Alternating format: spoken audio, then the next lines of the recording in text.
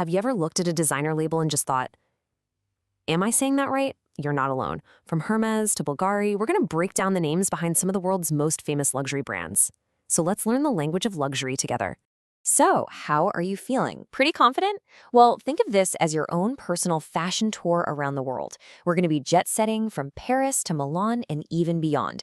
And we're not just looking at the amazing clothes and accessories, we're going to learn how to say the names with the kind of confidence they deserve. Ready? Let's get started. Okay, first stop has to be France, right? The heart of haute couture. The French have given us this incredible, timeless style. And, some names that are seriously tricky to pronounce. Get ready for some silent letters and sounds you might not expect. We are starting at the absolute top. Founded way back in 1837 by Thierry Hermes, this brand didn't actually start with bags. They made these unbelievably beautiful saddles and harnesses for Europe's nobility. And today, of course, they're known for pieces like the Birkin bag, a total icon of handmade perfection. Okay, here's the big secret to this one. A lot of people say Hermes, but in French, the H is totally silent, and you actually do pronounce the S on the end, so it's Hermes. Go on, try it. Hermes. See? Sounds pretty luxurious, right? Next up, a name that just is chic. I mean, it's the definition of it. Back in 1910, the legendary Coco Chanel didn't just make clothes, she completely changed how women dressed with her simple, elegant, and practical designs.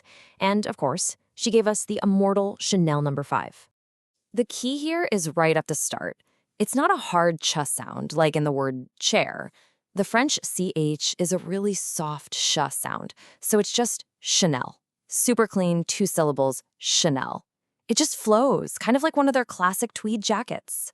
So we go from a game-changing designer to a master trunk maker. In 1854, Louis Vuitton started making these really innovative, flat-topped travel trunks. They were a huge deal at the time. And that history of luxury travel is still what the brand is all about, perfectly symbolized by that famous monogram. All right, this one's a two-parter, so let's break it down. First, Louis. Easy enough. The S is silent, so it's just Louis. Now for Vuitton. The ending is the tricky bit. It's not Vuitton. That on is a French nasal sound. It's kind of like you hum the N in the back of your throat. Vuitton. So all together now, Louis Vuitton. I know, it takes a little practice, but it's so satisfying when you nail it. Okay, let's pack our bags. Our tour is heading to Italy. Italian fashion is just full of passion and big, bold statements. And honestly, the good news is the names are usually a little easier to say than the French ones. But don't get too comfortable. There are still a couple of surprises waiting for us. Now, before we get to the brands, here are a few quick tips that'll help you out. When you see a G before a U, it's a hard G sound, like in go. 2 C's together sound like ch, and a CE at the end of a word is pronounced che. Keep those in your back pocket. Our first stop in Italy is an absolute powerhouse.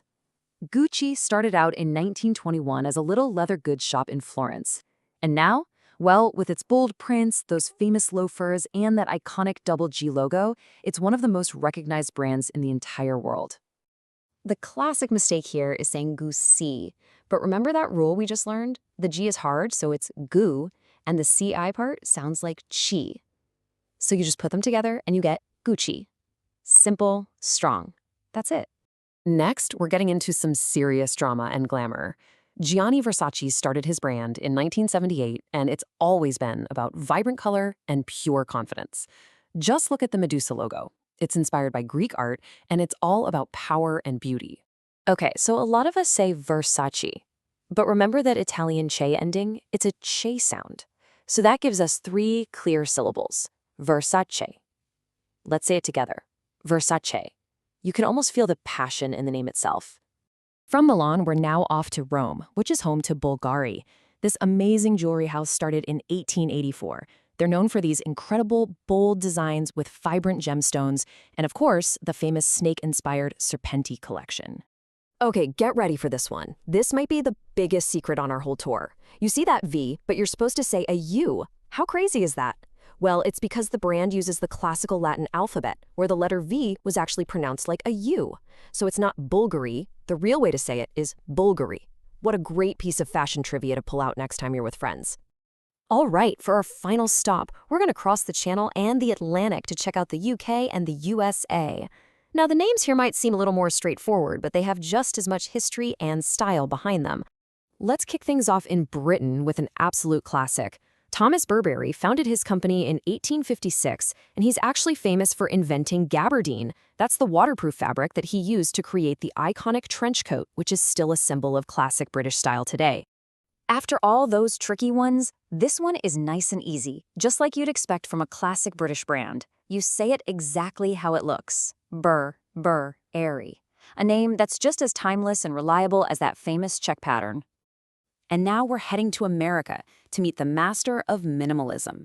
Since 1968, Calvin Klein has pretty much defined that modern, clean, sometimes edgy style. From his iconic jeans and underwear ads to fragrances like CK1 that completely changed the game. And the name is a perfect match for the brand style. It's clean, direct, modern. No tricks here, no silent letters. It's just Calvin Klein. It's a name that just sounds confident and effortlessly cool. Okay, let's do a quick recap with a little cheat sheet for the toughest names. Just remember, silent H in Hermes, that tricky nasal on in Vuitton, the hard G in Gucci, and of course, that surprising U sound in Bulgari.